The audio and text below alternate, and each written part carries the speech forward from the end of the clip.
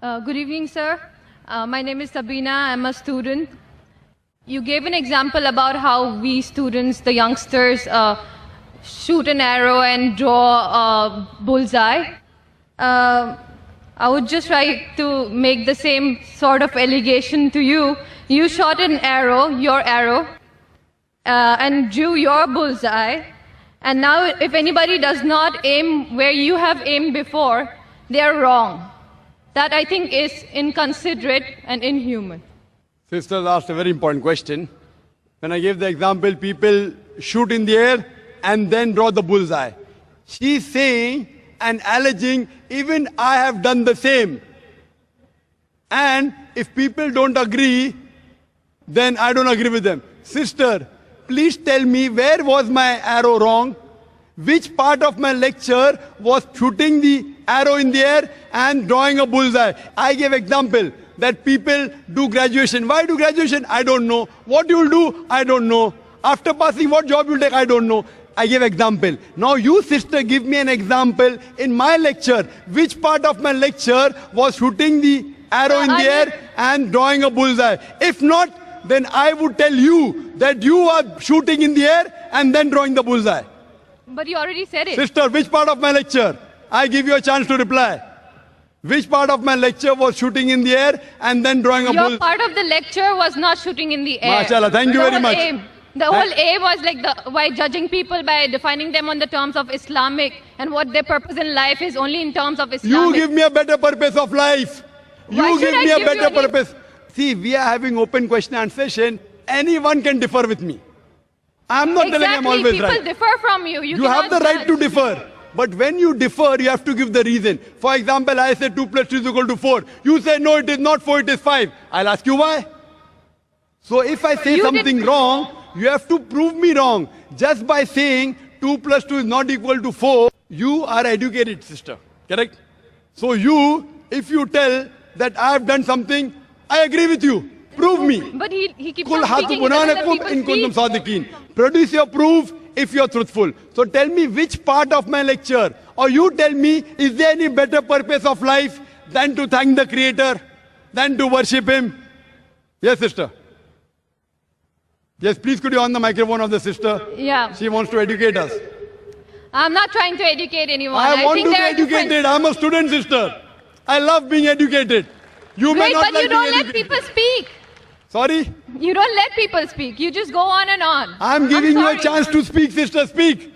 There are differences and you cannot just, convert everyone. Convert not in the sense of converting into Islam. Converting people's viewpoints. There are differences. Sister, you are not answering my question. You are beating around the bush. I'm not beating around the bush. What is That's the because purpose? you're presuming that I will answer whatever you want me to answer. No, sister. I'll answer it in my way. So you're always beating around the bush. I have heard his answer. Why should I listen? So thank you, sister. Thank you for your comments. And we leave the audience to be the judge. How many people will follow you? How many people follow me? We'll come to know later on. So next time when you give a lecture, I hope you get an audience which is big. So then they listen to your answer of purpose of creation, sister. And good evening to my brothers of Islam and non-Islam people too. My name is Ramjay Jayaraman. I'm a technologist from USA, having lived there for about 35 years. And now the last 3 years I've been practicing spirituality with the motive of getting liberated while I'm alive. I have read the Quran. I have one of my friends as my life friend for the last 45 years who is a true Muslim.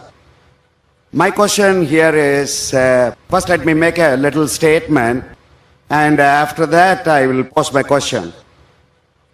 In order to understand something, either it is secular or spiritual, we read the book.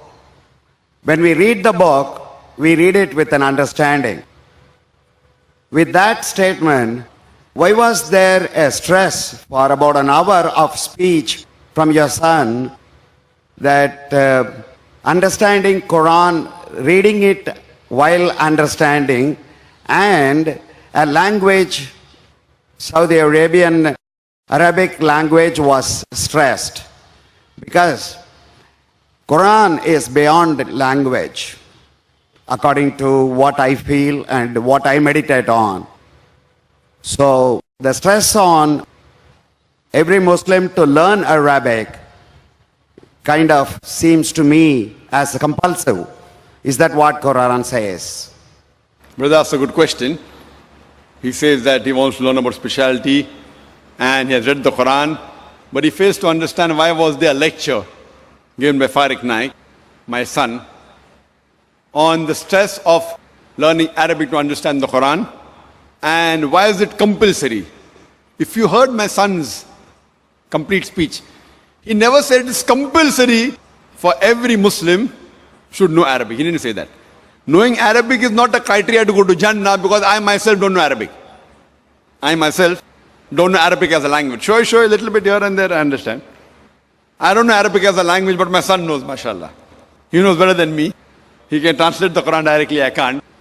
But in his speech, if you heard his speech, he says that if you don't know Arabic, at least read the translation of the Quran. So his stress was, Quran should be read with understanding. The question mark was, Al-Quran, should it be read with understanding, yes or no? And the answer was, yes.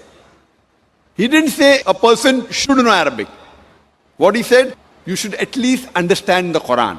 But the best way to understand the Quran is to know Arabic as a language. Whenever you translate any book, when you translate any normal book, the translation can never be 100% perfect. It can be 80%, 90%, 99%. More difficult the language, more pure is the language, more difficult is the translation. Now Quran is the most untranslatable book in the world. So translation of the Quran can never be close to the Quran, because the Arabic language is so powerful and so pure. And secondly, it is the word of Almighty God, Allah subhanahu wa ta'ala. That is the reason the best to understand is to learn Arabic as a language. Secondly, if you don't know Arabic as a language, then he said that read the translation in the language you understand the best. If you know English, read in English. If you know Tamil, read in Tamil. If you know Hindi, read in Hindi. If you know Urdu, read the Urdu translation of the Quran. So his stress was, the bottom line was, read the Quran with understanding. And the question is logical for a layman. Your question is that why should a person say that read the book with understanding? It's understood that whenever a person reads the book, it is to be read with understanding.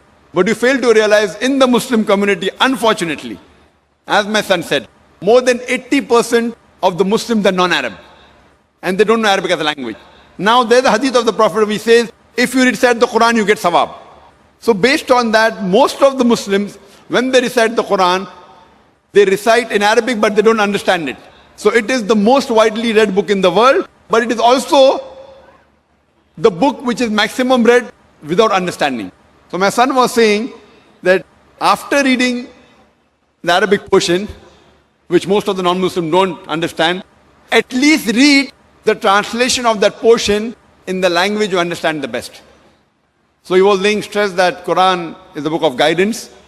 It's the book of Almighty God. He's requesting all the Muslims that besides reading Arabic, also read the translation. That is secondly. But the best is learning Arabic as a language. Because if you know Arabic and know Lugha Fusa, which is taught in our school which we started, Islamic International School in Bombay and Islamic International School in Chennai, then we find the attachment and the understanding of the Quran is far more superior.